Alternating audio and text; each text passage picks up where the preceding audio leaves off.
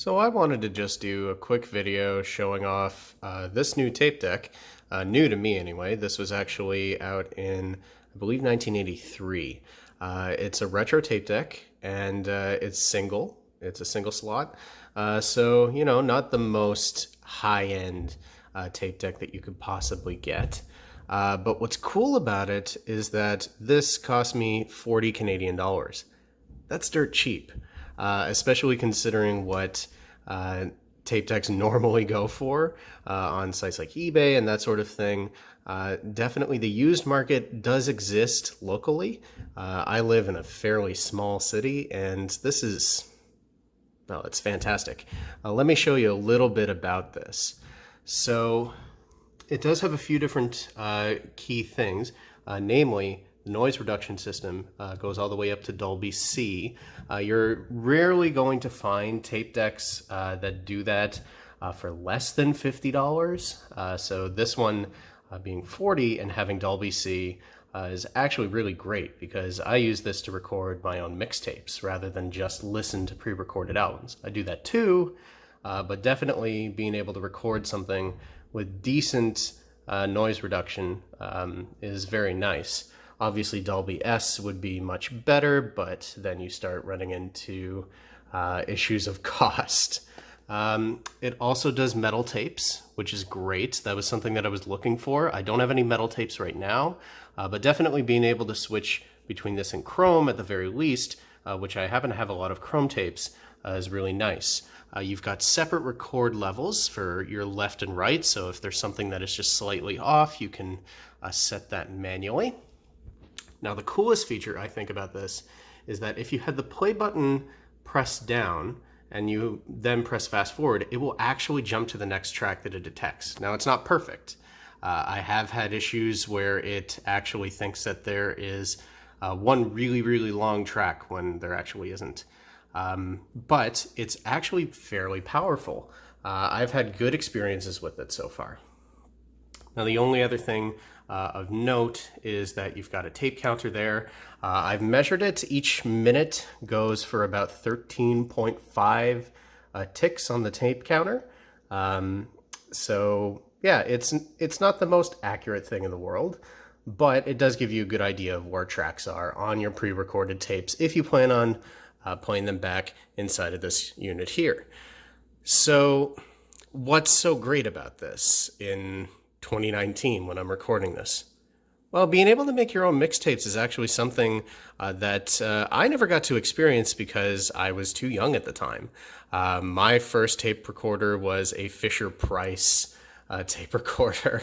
And yeah, I never really got into the more high-end kind of recordings. But now where you can get lossless files online and then record those directly to a tape, they can sound pretty good. And then you can give these to your different friends. And that might get them into the hobby of mixing their own tapes as well. And it's just fun. It's enjoyable. So I'll show you one of the features that I was talking about, the auto track finding here. And then we can take a look at that together. Now, to not run into copyright, obviously I have to be pretty careful of what I end up playing. So I'm only going to play a couple of seconds of each thing. So let's just go ahead and press play. You'll also have to forgive me, my speakers just died today, so I'm playing them out of a sound bar. Okay, so you've got your first track right there.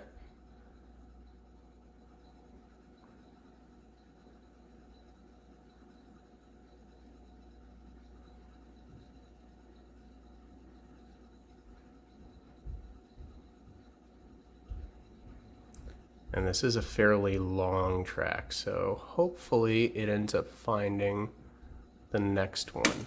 There we go.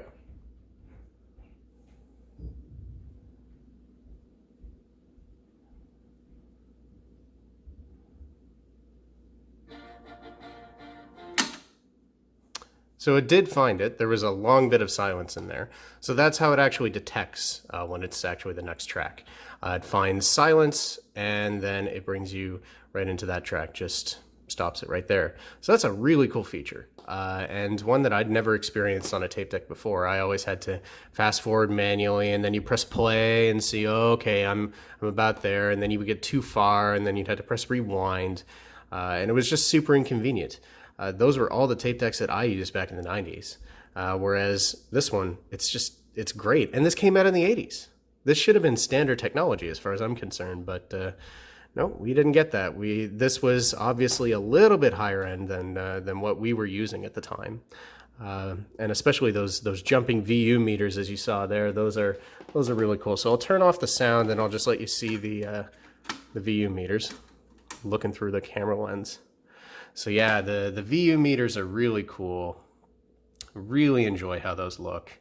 And they also help you with setting your record level and everything. So this just brings a visual flair into how you listen to music. So yeah, you can toggle your noise reduction. You can see there that if you have Dolby C, it lets you know that because it's very proud that it supports that. And yeah, you can also see the tape run over here, which is pretty cool to see, honestly. The only thing that would make this a little bit better is if it was auto reverse. Obviously, that's a feature that came later on. I'm not heartbroken about that, though. Part of the novelty for me is flipping your tape around to get it to the next side. It's a physical thing that you do with that. That's why I have a record player, too. I like the physical aspect of the music. Otherwise, I just play everything through Spotify, which I still do. But yeah, that is the JVC KD V200 stereo cassette deck. Highly recommend if you can find one of these. The belt in this is seemingly perfect. I do have to go in and change it out eventually, as you should do with all cassette decks that you get. But this is a fantastic cassette deck. Highly recommend, and for $40, it's an absolute steal.